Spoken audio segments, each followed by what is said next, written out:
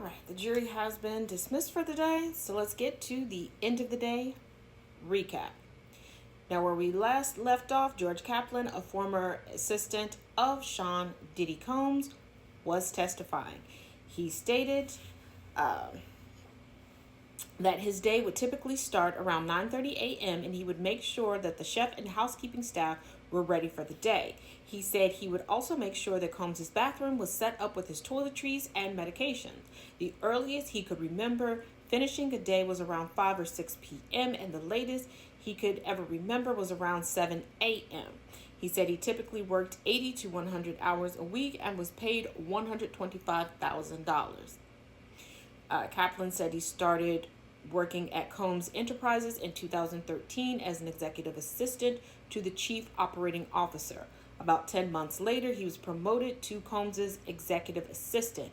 He reported to Christina Quorum, Combs' former chief of staff, who he said essentially ran his life. Combs hired a licensed security group in the second half of 2015. His former executive assistant, George Kaplan, testified to. This group was more professional and more polished than Combs' former longtime security guards and seemed to have a lot of real-time training, according to Kaplan's testimony. Kaplan also said that he communicated with Combs daily, exchanging text, calls, and emails multiple times a day about things he needed, which could include clothing or potentially food from somewhere, or drugs or liquor, or an iPad or a speaker. He sure didn't need a lot of Apple products delivered to him. Sheesh. Kaplan testified that his former boss threatened his job almost monthly. He said that Combs would remark that he wanted to be surrounded by the best, and those around him at the time were not performing at that level. Sometimes Combs was angry and other times motivational when he said it, according to Kaplan's testimony.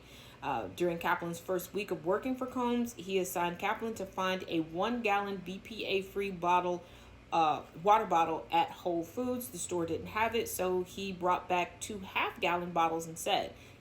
Combs angrily told Kaplan he did not bring him what he asked for. He was very close to my face, according to Kaplan. And anybody who watched Making the Band, we know that this motherfucker has people do some ridiculous shit just to see if he can get them to do it. Kaplan said that he traveled to various destinations with Combs, including New York, Miami, Atlanta, D.C., and Orlando. He would either fly on Combs' private jet with him or fly in advance on a commercial flight to ensure that Combs' lodgings were set up properly. Kaplan testified that the first time he was told to set up a hotel room for Combs, he was given a bag and told to unpack it. The bag had clothes, a speaker, candles, liquor, baby oil, and Astroglide in it. Lord Jesus.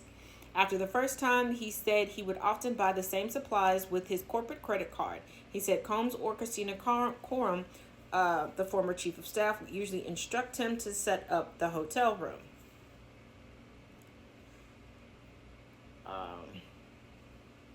He said that the rooms usually were reserved under the name Frank Black, which was a reference to the late rapper and Bad Boy Records artist Notorious B.I.G., whose nickname was Frank White.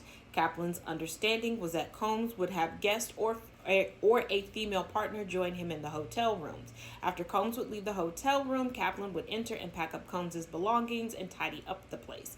Kaplan said he came to understand part of his role was protecting Combs' image. Protecting him and protecting the public image was very important, and that was something I was very keen on doing, he said. Typically, there'd be Gatorade bottles, liquor bottles, and baby oil strewn around the hotel room after Combs left, Kaplan said. On one occasion, he cleaned up a brown crystallized powder off the countertop, Kaplan testified. Kaplan didn't know what it was, but cleaned it up just in case, he said. More updates will be in part 2. That'll be linked in the comments. Part 2. Kaplan recounted 2 times he said he picked up drugs on the behalf of Combs, once in Miami and once in L.A. He said both times Combs gave Kaplan cash and a number to call, and then Kaplan arranged to pick up the drugs.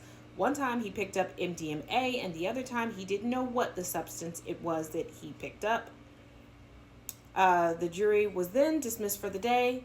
Kaplan, the former assistant, will continue to testify on direct examination. tomorrow beginning at 9 a.m. Eastern Standard Time. Assistant U.S. Attorney Maureen Comey said she has about 30 more minutes of questioning left for Kaplan on direct examination. Prosecutors plan to call 5 witnesses after George Kaplan tomorrow. Prosecutor Maureen Comey said she expects them to be relatively short witnesses and signaled that they could finish the day early. Kid Cudi, the rapper who had a brief relationship with Cassie Ventura, Combs' former girlfriend, is scheduled to testify after Kaplan's testimony is completed tomorrow morning. That is all we have for now. As always, let me know your thoughts in the comments.